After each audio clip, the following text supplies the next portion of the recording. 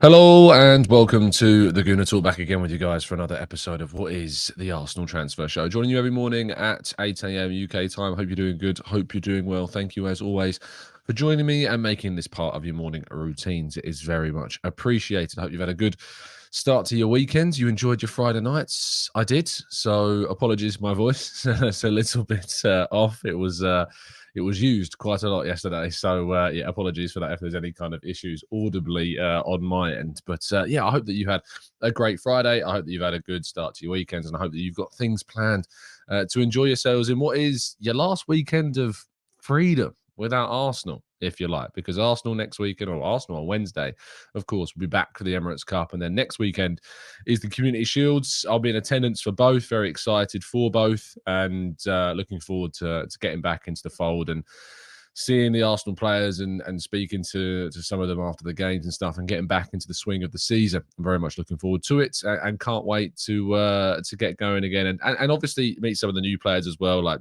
Declan Rice, Kai Havertz, Yuri and Timber.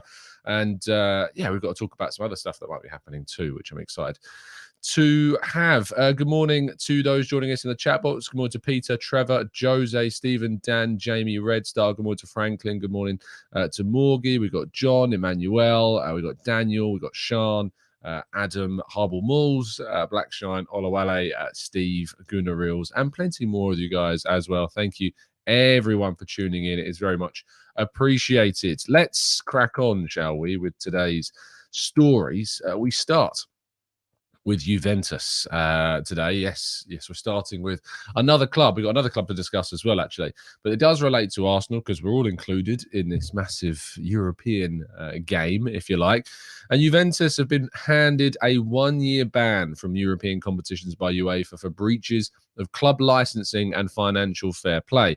The Italian club have also been fined £17.1 million, although 10 million euros of that is conditional and will only be enforced if there are irregularities in Juventus' annual financial statements from 2023 through to 2025. The ban obviously means that they will not be involved in the UEFA Conference League this season, with Fiorentina expected to be the team that will replace them in the competition. They reached the final of the tournament last year after losing to West Ham, of course, in the final. And again, I just feel like, yes, this is evidence of FFP. This is evidence of the system hitting these teams, but it does still very much seem like these are just like fines and levels of damage to these clubs that have millions and millions and millions that just is not, affecting them. And that gets worse when we talk about the next story, which is Chelsea. Chelsea have been fined £8.6 million by UEFA for historical breaches of financial fair play regulations. Premier League side submitted incomplete financial information related to transactions that took place between 2012 and 2019 under the previous ownership of Roman Abramovich. UEFA says that Chelsea's new ownership, a consortium led by Clear Lake Capital and Todd Bowley, was purchased the club into May 2022, alerted European footballing governing body to the historical cases of incomplete financial reporting. The €10 million fine has settled the matter, and Chelsea will face no further sporting sanctions from UEFA. And that's mainly, I think, because they're not actually involved in UEFA competitions this season. So, again, these are financial irregularities, historical breaches of financial fair play, incomplete financial information from not just 1 year, but from 2012 all the way through to 2019. And I just can't get my head around why that amount of money is representative of what has happened. I can't get my head around why that is for a club that spent 600 million. I know that's not related to this in any way, shape, or form, but in the context of what that club can do, that it can just not complete its financial obligations in regards to reporting its kind of statements and whatever. It's just a pitiful amount. It's not, it should be like, we should be talking in well beyond like 20, 30, 40, 50 million pound fines. And I'd be saying this if it was Arsenal. If Arsenal were guilty of this, I'd be saying the same thing, because the point of this whole strategy is to try and deter clubs from making these errors. and for 7 odd years of incomplete financial reporting, which who knows what implications that could have had. Who knows how that could have benefited Chelsea by not completing them properly. We don't know. But I just get the sense of how that this is fair. I don't know. And that it's just not in any way a deterrent to clubs to not act in the correct way. So there you go. That's the financial fair play doing its job. Goodness me. Arsene Wenger, his statue has been unveiled at the Emirates Stadium and, of course, will be in place. So you will be able to go and see it if you are in attendance for the Emirates Cup on Wednesday. Arsene Wenger is going to be at the game as well. He is there as Arsenal's I suppose the guy that's going to be there is honouring him, which is a great thing. I look forward to seeing.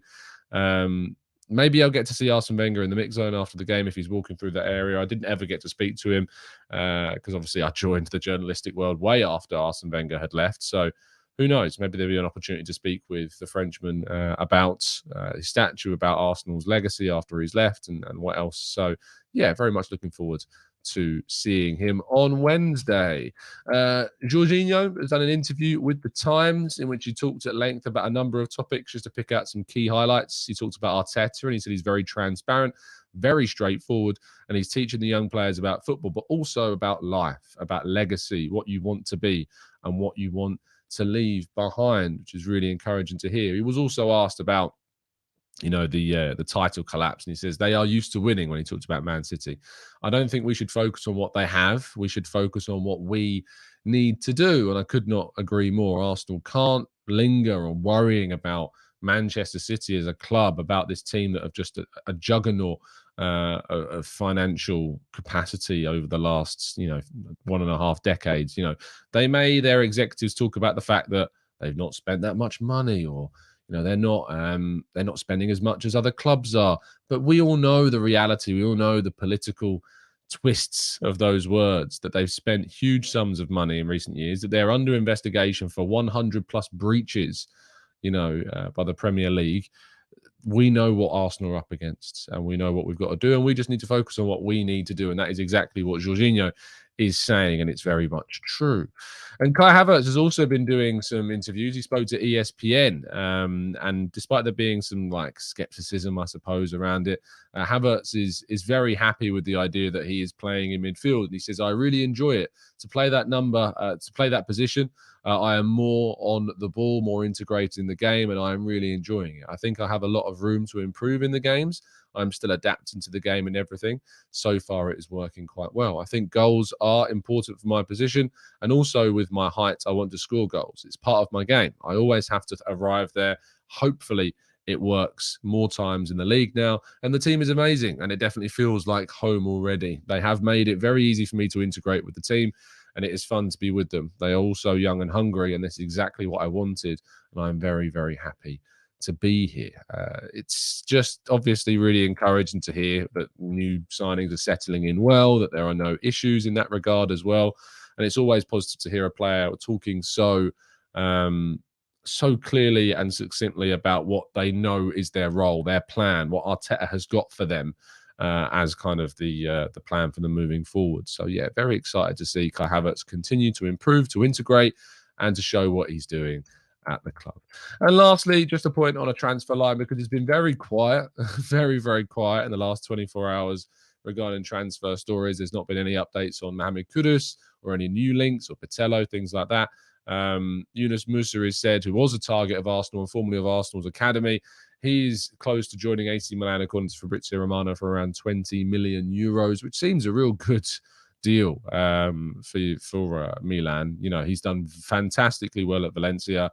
He's obviously put himself in the frame in the US men's national team midfield as well. And he's a very talented midfielder that will probably go on to bigger and better things with Milan. And if Arsenal were to ever need a midfielder, he could have been one of those players that maybe came in and offered some quality and strength and depth in midfield. But he's going to be off to Milan, and we look forward to seeing how he gets on playing in Serie A.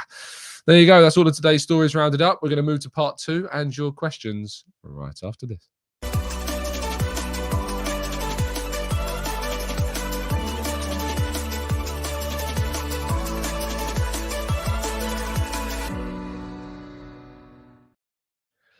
Right, let's crack on with some of these questions. I'm going to start off, though, first of all, by saying that it is a mission of mine, a real mission of mine now to try and not lose my head as much as I did yesterday morning, in the latter part of the show. My goodness, did I lose my head? Just I was tweeted out yesterday saying that I used to be really good at kind of ignoring silly opinions or silly comments or things like that. Going on other channels where the community, is not the same. Because obviously different communities are built in different ways. And I used to be really good at like ignoring some of the ridiculous comments. And in the last few weeks, for some reason, they've just kind of been getting a bit at me, and I've been giving them far more attention than I should do.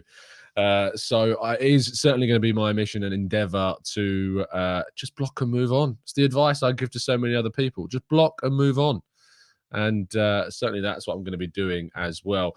If you want to see me attempt to move on with life, you can do that by coming to our live event, of course, on Sunday, the 13th of August. I'll be joined by Harry Symeou, FK, and Bailey Keogh.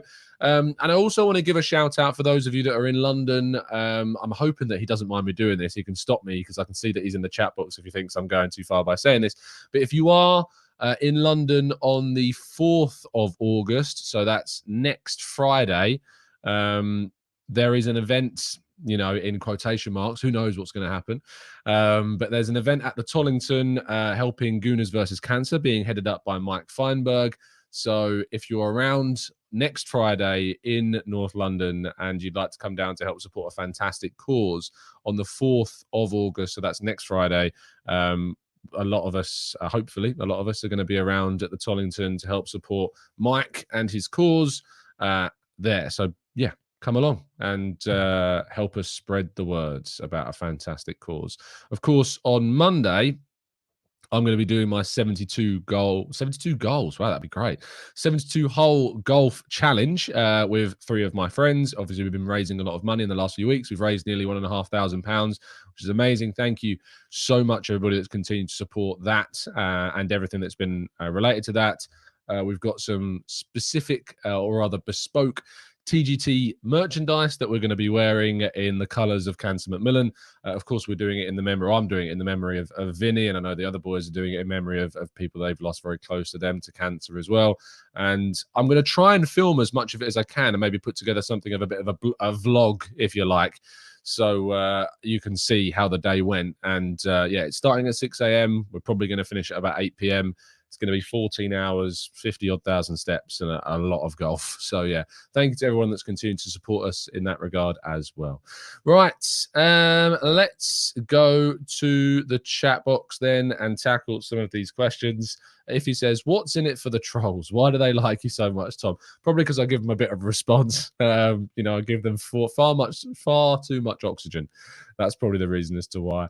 Chris says, hey, Tom, with seeing players we're linked to going for smaller fees than we have been quoted in the past, are we seeing the Arsenal tax on players because we are interested? I think no matter what happens, Chris, we're always going to end up having to pay more than what some other clubs have to pay because, as you say, we're Arsenal and clubs know that we've got a certain amount of money. So that's always going to see, us pay a little bit of a premium for players, which sucks, but it is the reality of it as well. NSW says, Tom, what are your thoughts on Adama Traore as a Saka supporter? He's a free agent. I mean, very last case scenario on a 1-year deal is about what I would do. Beyond that, he's just not the right player for us. It's a shame kind of where Adama Traore's career has gone, because I thought he was on for really big things, but sadly just hasn't. It's not worked out, has it? I remember when Wolves used to quote around £100 million for the player, and now he's left on a free. So it's strange how things change, isn't it? Rank Dave says, I am happy with this squad. If we get Kudus, I guess that we can get a centre forward in January. Yeah, I just don't think the market for centre forwards is there right now for Arsenal. I think it'll be next summer rather than this season for strikers. But who knows? Maybe we'll bring things forward to the January window. We'll have to wait and see. Huki says, Tom, what's your predicted 11 for the start of the season? So I assume that's the Nottingham Forest game rather than the Man City game.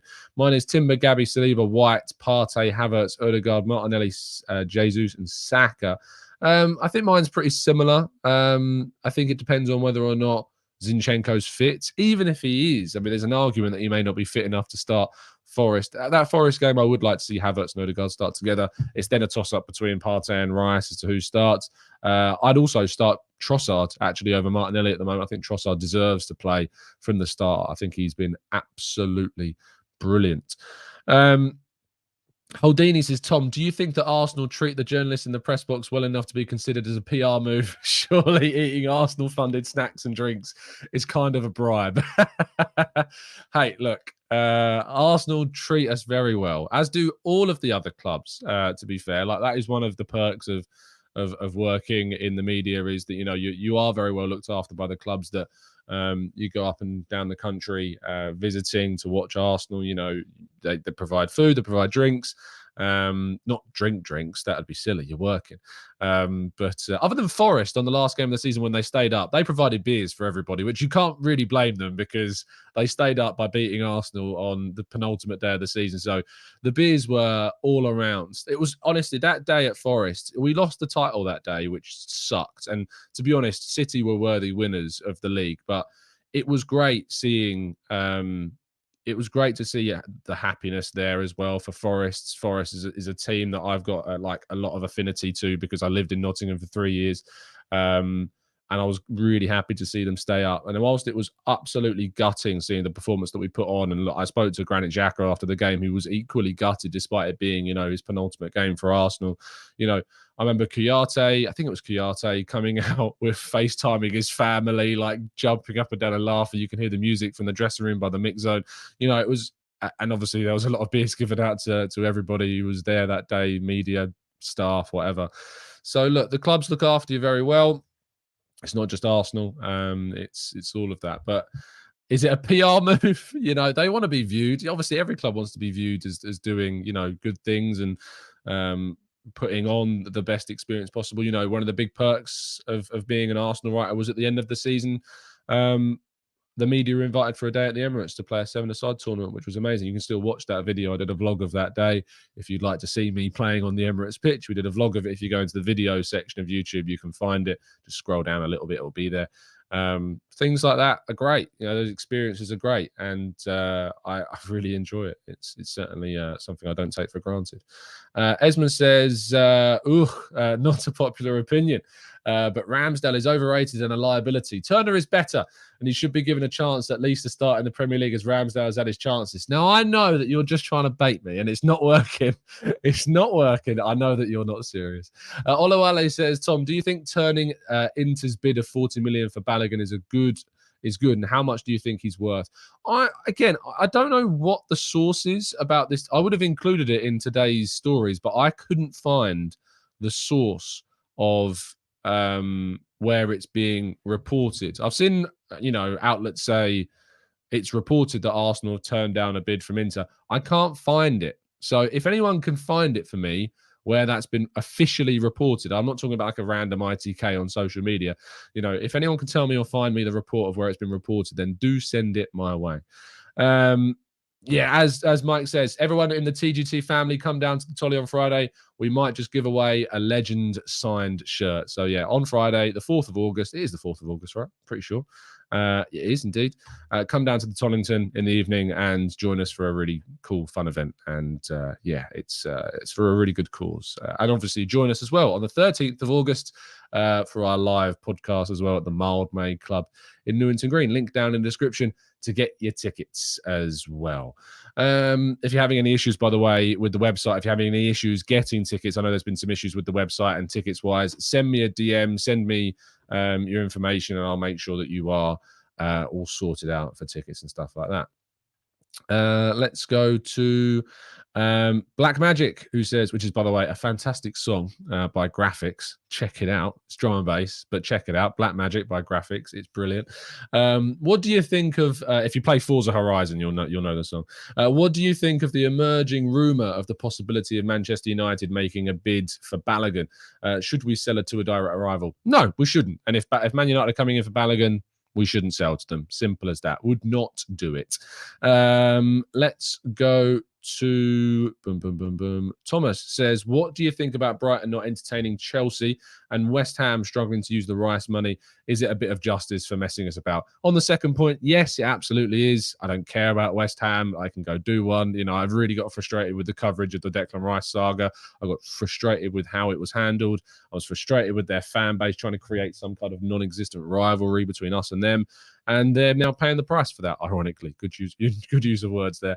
And on the Brighton thing, what do I think about them not entertaining Chelsea? They are well within their rights to do that. They're well within their rights to just say, this is the price, pay it, or you don't get him. Simple as that. Moises Caicedo has done this to himself. I saw a tweet from a mutual friend of the channel's, Tom Overend, who's a Chelsea fan. He rightly pointed out Caicedo has done this to himself. He signed that contract. You know, if he wanted to leave and was desperate to leave, he should have not signed a new deal and just waited until the summer. Simple as that. And he could have left for a very good fee and left far, far easier than he is right now. Let's go to UK Smoker Chicken George says, talk about a George Graham statue. Yeah, I mean, we've won some brilliant things under George Graham, and it's probably along the list of things that they want to commemorate. But Arsene Wenger obviously did a lot more and was a lot more successful than George Graham. So I suppose he's higher up the list of people that they want to commemorate in terms of a statue. But George Graham, there was a contentious end, of course, to his time with Arsenal, and he went to manage Spurs as well. So I suppose there's some question marks around that about, would you create a statue for a person who left in a certain way and then went to manage Tottenham? It's difficult, you know, it's very difficult indeed for that discussion to be had, I suppose. But he did achieve some really big things for us, so you've got to appreciate that. And Anthony says the next statue has to be Ian Wright. Surely, it's not a bad shout. Ian Wright, I think, would be well up there. I think Santi Cazorla. Yeah, but I'm very biased. Very, very biased indeed. In terms of bringing in a statue for the next person. I'd love to see a Santi. Can you imagine how small the Santi Cazorla statue would have to be? It would barely use any metal whatsoever. It'd be great.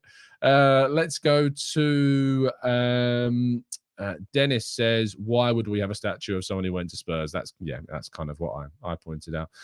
Alex says, what is your least favourite chant at games? I find "Come on Arsenal" the most passive aggressive and toxic thing, and I can't imagine how people think it helps our players. It's actually a really simple answer for me. My least favourite chant is, what do you think of Tottenham? Now, you might think, well, why is that your least favourite chant? And using the letter Y there is a bit of an indication as to why it is my least favourite chant, because sadly, when that chant finishes, it, for some, still provokes the use of the Y word. And that's why it's my least favourite song.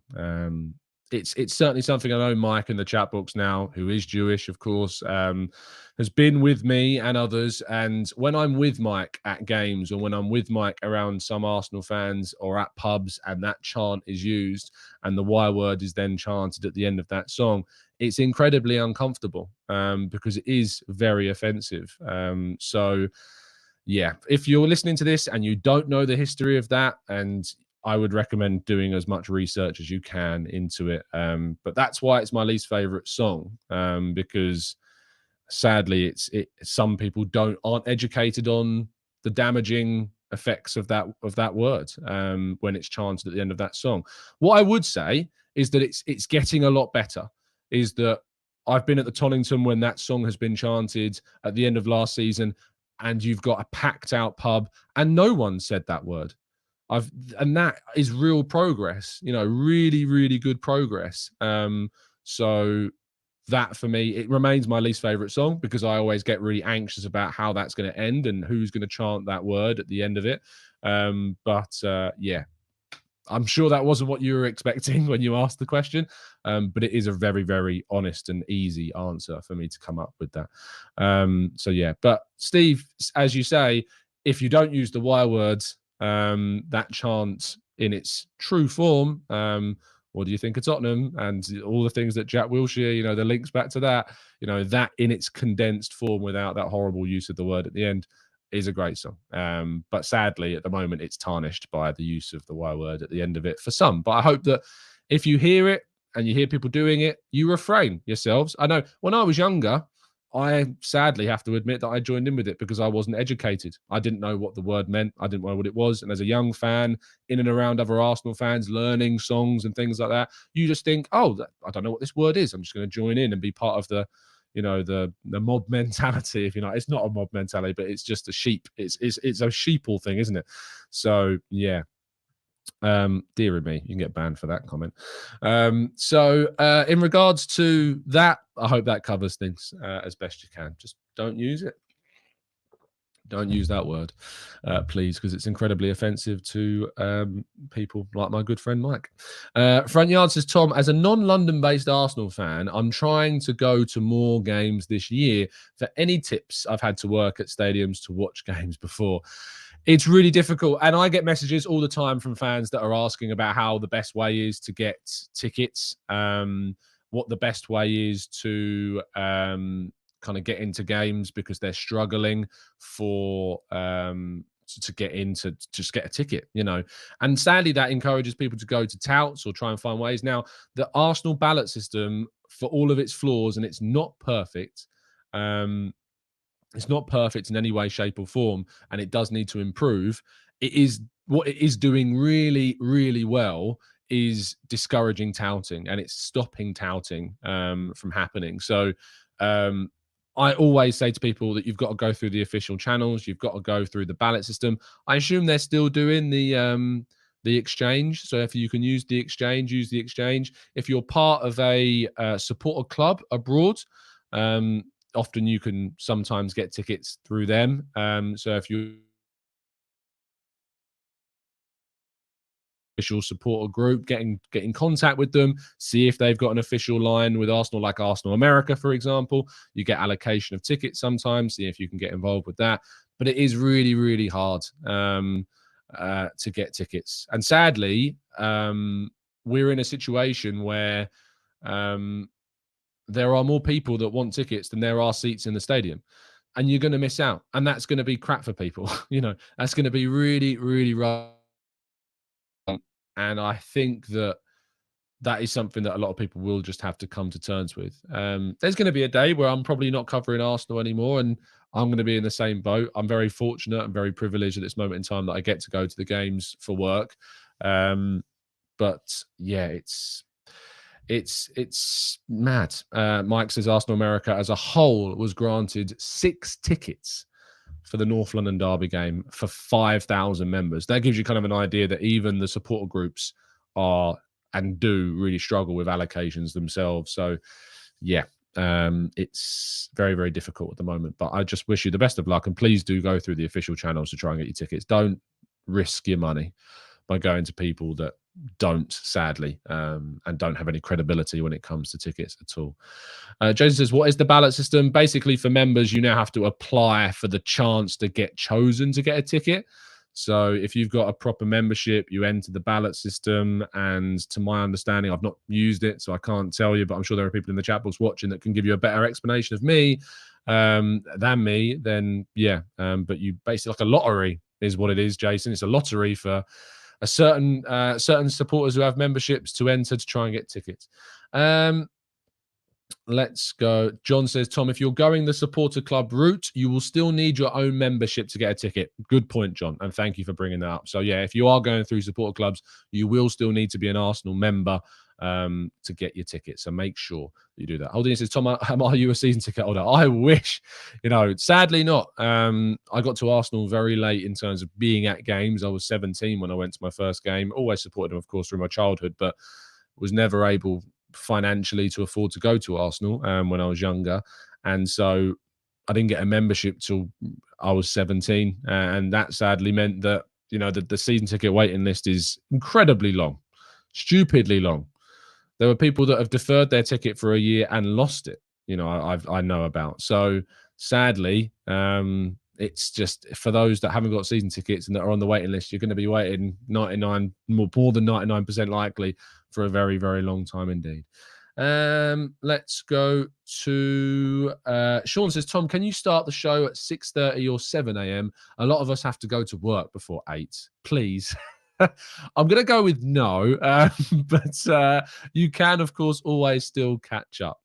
So do catch up, Sean. I can only apologise. Leslie says, don't forget the ticket exchange is still an option, and hopefully you'll find more this season as Silver and Reds can post to the ticket exchange after matches are sold out if they can no longer attend games. So there you go. Leslie pointing out a very important point there for anyone trying to find a ticket on the exchange as well. Hughie says, as an Icelander, I was so, sounds like a superhero, doesn't it? The Icelander. As an Icelander, I was so happy to see Arsenal finally signed a player from Iceland, only to see him called the worst signing in the club's history. Give Runnison a chance.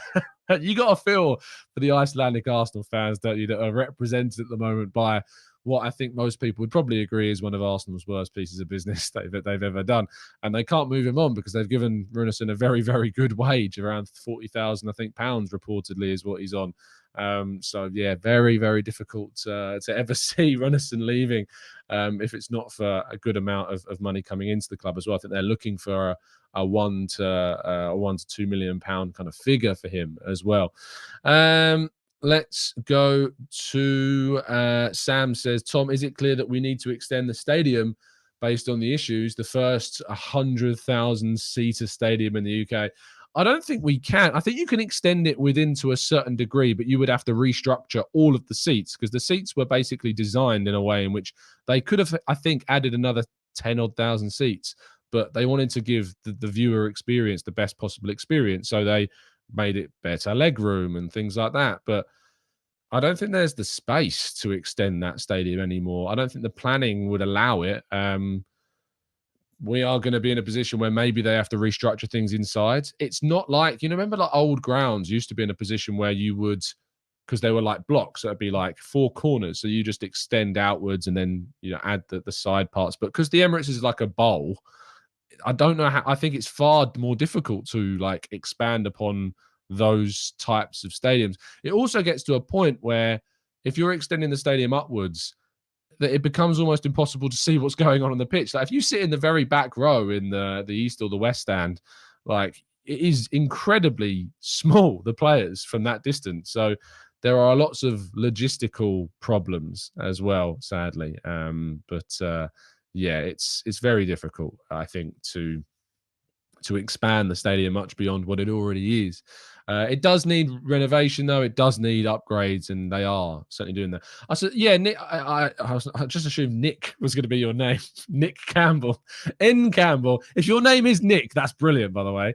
But N Campbell says, what about standing space? This is potentially another strategy. If there's safe standing, maybe that is a way that we can expand the what's it called, the attendance, I suppose. So yeah, I think that is the way forwards, potentially is safe standing and integrating that into the stadium. Maybe that's how you expand in some ways the allocation for what is available.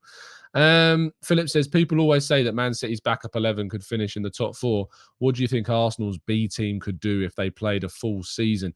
All right, so our B team is probably now, at this moment in time, if we're thinking everybody's fully fit and in top form, you got Turner in goal, you got Timber at right back, I suppose, Tomiyasu and Kivior and Tierney would be the back 4. So Timber, Tomiyasu, Kivior and Tierney would be your back 4.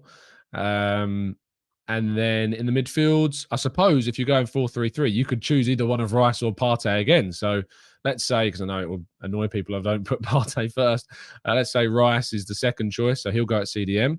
Fabio Vieira at 10, and Smith Rowe as the other 10 as well. So you've got Smith Rowe and Vieira as your 2 attacking midfielders.